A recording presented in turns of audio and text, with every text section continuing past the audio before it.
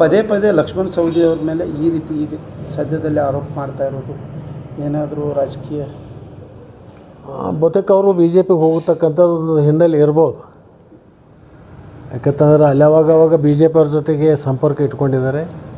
ಬಹುತೇಕ ಮುಂದೆ ಏನಾದರೂ ಅವಕಾಶ ಸಿಗ್ಬೋದೇನೋ ಅಂತೇಳಿ ಭಾರತೀಯ ಜನತಾ ಪಕ್ಷಕ್ಕೆ ಸೇರಿಕೊಂಡು ಸ್ಪರ್ಧೆ ಮಾಡಬೇಕು ಅಂತಕ್ಕಂಥ ಏನಾದರೂ ಹಿನ್ನೆಲೆ ಇರ್ಬೋದು, ನನಗೆ ಗೊತ್ತಿಲ್ಲ, ಅವ್ರನ್ನೇ ಕೇಳಬೇಕು. ಅವ್ರು ಹೇಳ್ತಾರೆ ಲಕ್ಷ್ಮಣ್ ಸವದಿಯವರಿಗೆ ನನ್ನ ಮೇಲೆ ಆಶ್ವಾಸನೆ ಕೊಟ್ಟಿಲ್ಲ ಅಂದ್ರೆ ದೇವಸ್ಥಾನ ಬಂದು ಏನು ಆಶ್ವಾಸನೆ ಕೊಡೋದು? ನಿಗಮ ಮಂಡಳಿ ನಾನು ಹೇಳಿದ್ದು ನನಗೆ ನಿಗಮ ಮಂಡಳಿ ಆ ಸಂದರ್ಭದಲ್ಲೆಲ್ಲ ಚುನಾವಣೆ ಆಗಿ ಸರ್ಕಾರ ರಚನೆ ಆದಮೇಲೆ ಮುಂಚೆನೇ ಯಾರು ಕೊಡ್ತಾರ? ಲಗ್ನ ಆಗೋಕ್ಕಿಂತ ಮುಂಚೆನೇ ಗಂಡ ಹಿಡಿತೀನಿ ಅಂತ ಹೇಳ್ತಾರೆ ಯಾರೇ?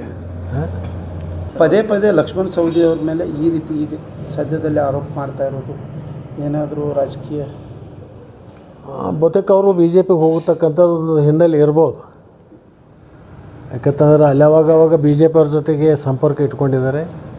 ಬಹುತೇಕ ಮುಂದೆ ಏನಾದರೂ ಅವಕಾಶ ಸಿಗ್ಬೋದೇನೋ ಅಂತೇಳಿ ಭಾರತೀಯ ಜನತಾ ಪಕ್ಷಕ್ಕೆ ಸೇರಿಕೊಂಡು ಸ್ಪರ್ಧೆ ಮಾಡಬೇಕು ಅಂತಕ್ಕಂಥ ಏನಾದರೂ ಹಿನ್ನೆಲೆ ಇರ್ಬೋದು, ನನಗೆ ಗೊತ್ತಿಲ್ಲ, ಅವ್ರನ್ನೇ ಕೇಳಬೇಕು.